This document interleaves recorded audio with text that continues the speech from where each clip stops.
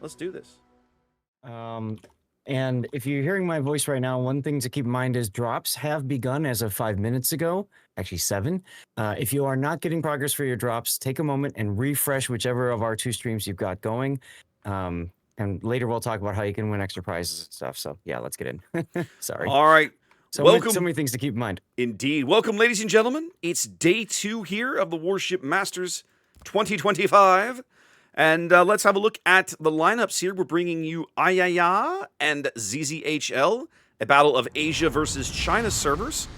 AYAYA spawning in green here at the top end of North. Looking at their lineup, we've got a nice gun build Daring here and a unique upgrade Holland. We saw one of those yesterday, one of the team lineups we covered. Backed up by a 4-cruiser lineup. This is Napoli, fairly standard secondary kind of build. Good build for Napoli. A Sevastopol. We've seen more than one of these floating around. Very reasonably priced kind of super cruiser sort of thing with an odd heel. We can talk more about that later. RBQ Yamatos in a Zhao. Let's see. Yep, unique upgrade, kind of as expected. And outnumbered, I'm betting he's going to spend his time on the flank they're expecting to receive a push from. Muon's Puerto Rico, a little bit of radar, and RPF. And then backed up by a single battleship here in this lineup. That is Snowy's Kremlin here. I don't see anything in that build that really looks that unusual. Zath, what's ZZHL doing at the bottom end of the map? Well, ZZHL is looks like they're going heavy towards the seaside. They've got 2 ships now starting to enter the BCAP. That would be Dadao's Daring, also gun build, and then we've got a Zhao with unique upgrade. Heading the other direction, we have a Hildebrand. Our first time seeing a Hildebrand in this tournament. Very expensive boat at that, playing goalie right now, scouting with the planes. We got a Cassard and a Brennus working their way towards the flank, as well as another Brennus and a Sevastopol. So it looks to me like they're fixing to do a big 9-10 push. I do believe, Zath, that Hildebrand is the single most expensive ship that we have yet seen fielded by any of the teams we've covered in the tournament. 27 points. Yeah, she's very expensive for good reason, of course. And for, again, people that maybe are new to the tournament today, the way this tournament is balanced has nothing to do with ship bans or preventing certain ships from playing. It has everything to do with a point value system. So every ship has a point value. You can see it probably on both of our screens. If you look on the panels, you can see a point value next to the tier 10, the X, Roman numeral X. You'll see, for example, Kremlin is 20 points, and Hildebrand, as Raptor mentioned, 27. Each team has up to 100 points to distribute for the match. I think that's about it. Nope, that pretty well covers it.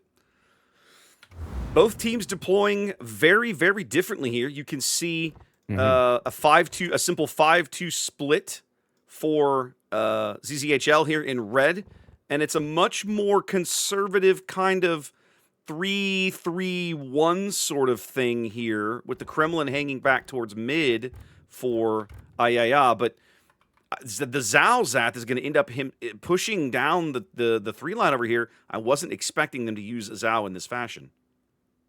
As a pusher? Yeah. I mean, the nice thing about Zhao is it can be pretty flexible to do either one of those things as long as they can get on the flank. That's really the key for it. But you're right, it is better suited as a kiting boat because of the torpedo arcs. Oof. Well, they got Prey to open up with his guns and immediately got punished. Both Brennuses just clapped him for about half his HP there. The Hildebrand fighters torpedo bombers doing brilliant spotting work here in the early going. That ship and that showcases its value. The power of that why the point value is so high for the Hildebrand, really. Yep. All about that early spotting and informational damage that you ordinarily wouldn't be able to get any other way. AYAYA with the early cap advantage here, working slowly creeping up towards about a 100-point lead. Their push beginning to develop down the 3 line here as they're putting some pressure on Dadao's Daring, having already driven NN's Zhao farther to the south. It's interesting, ZZHL's Cassard was radared by the Puerto Rico and just happily chilling there, taking shots from Prey Q's Daring. I don't know why he wouldn't have just W'd forward, got out of radar range, and then backed up. But Well, what the situation to sea cap is going to get very interesting very soon, right? The double Brennis push up the 10 line starting to bear fruit. They're shoving Kara Akatsuki Sevastopol back away from the cap, which is leaving Prey Q basically on his own. He doesn't really have any support at all.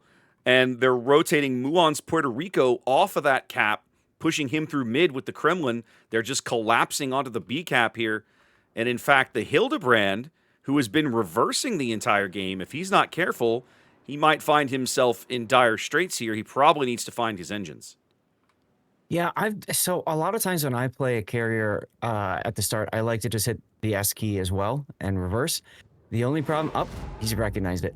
The only problem is if you keep reversing and forget to stop reversing, you get stuck on the border. Yep. 2 destroyers gone, by the way, over at the A side. Have a destroyer trade well to the southwest of the B cap as BYF's Napoli, RBQ's Zhao going to probably turn and head into the B cap. That's going to leave the Hildebrand with a lot of different things to kind of work out here.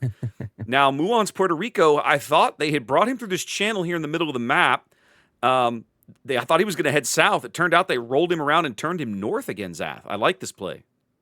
Yeah, well, we got the toilet bowl going on, right? We've got one team pushing on one side and then another team pushing on the other. So Puerto Rico flipping around is designed to just slow down the enemy push. I like it. Prey Q's daring here is going to be in a bit of a pickle. He's got a German, well, it's not a German hydro, but he's being pushed astern by a hydro ship. Oh! Yeah, he also got spotted and dunked on by the Hildebrand. The Hildebrand bombs through the smoke, absolutely just dunking him there for about 8,000 damage. Wow. I'd say they're getting their money's worth out of this Hildebrand, Zath. You know what's scary is if teams realize just how powerful this ship can be. Yeah. Wait till the playoffs, everyone. Yep. Oof. We'll see how that turns out.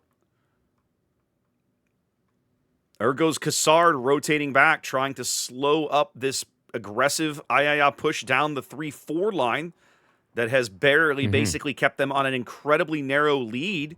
7 minutes in, only 5 points between these teams. AYAYA down a ship. Yep. I think one of the big things for the Cassard is he's got to keep away from the Hildebrand, right? He's got to keep his teammates safe. Yeah. Pucker moment there as torpedoes go by. Well, WX's Sevastopol kind of now a bit, I won't say caught out. That's not true. But Muon's Puerto Rico, obviously the pick target for the double Brennis push behind him. The trick is that WX is kind of set up in a position where he is catching shells from the south, and he can only push so far forward because the Kremlin is out there kind of gatekeeping him a little bit as well.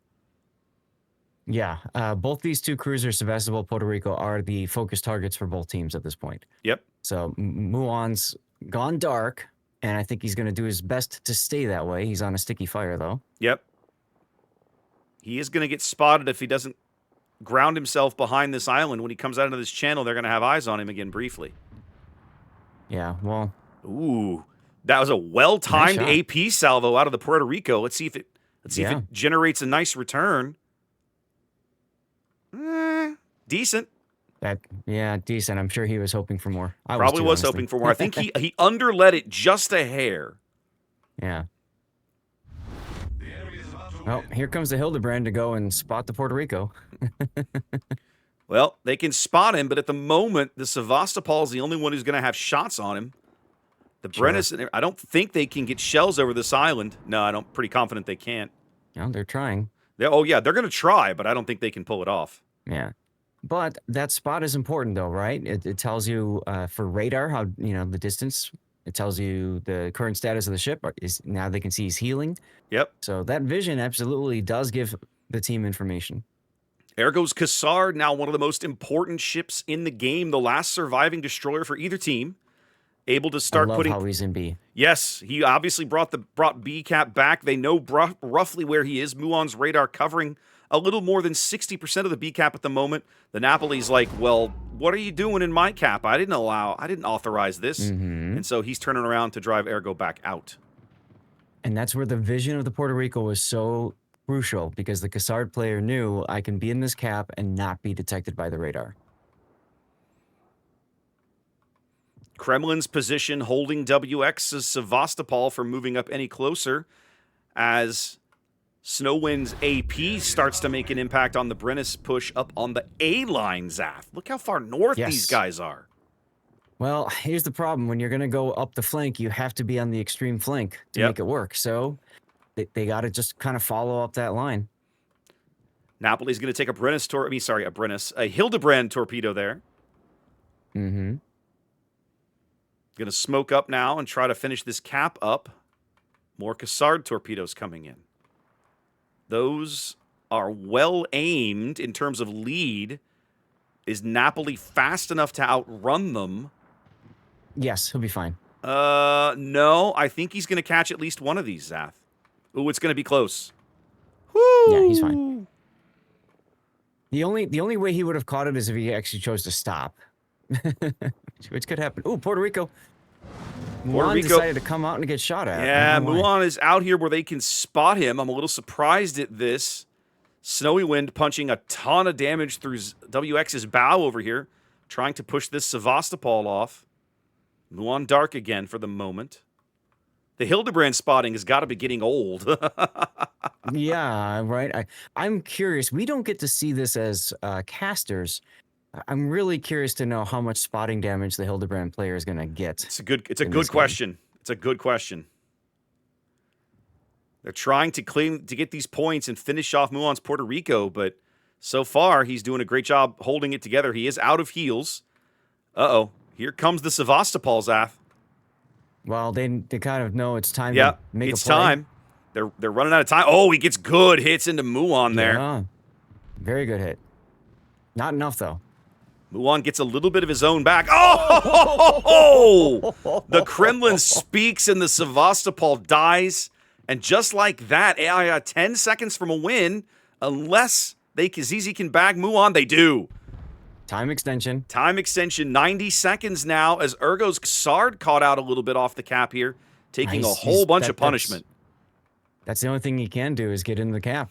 All he can do is try to hold it together. Keep these guys in the game.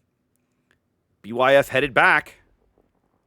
They're taking blind shots at him now. They don't know exactly where he is. Yep.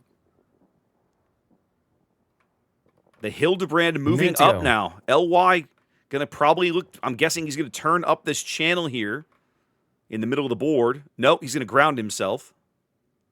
They do get a little more chip damage on the Cassard. BYF's Napoli dodges all the torpedoes. Yeah, but watch this Brennus on the top in here. 12, 11, 8,000 hit points. Woo. With a Kremlin salvo coming in. Pucker moment. Yeah. Stay frosty, my friend. Stay frosty, my friends. 9 seconds.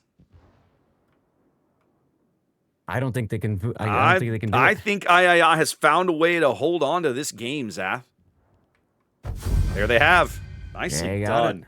Nicely done. You know, I gotta say, we talked about how much ZZHL paid for that Hildebrand, right? To 27 points. Literally more than a quarter of your full team lineup.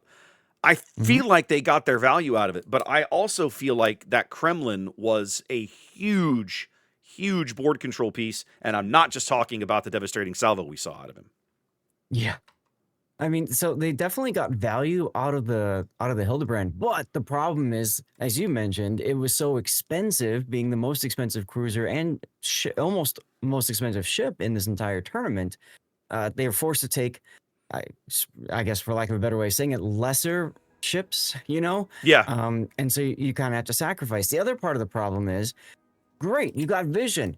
That's awesome, but the boat itself isn't able to tap points. It's not able to contest areas with its presence. It's not able to use its main batteries necessarily.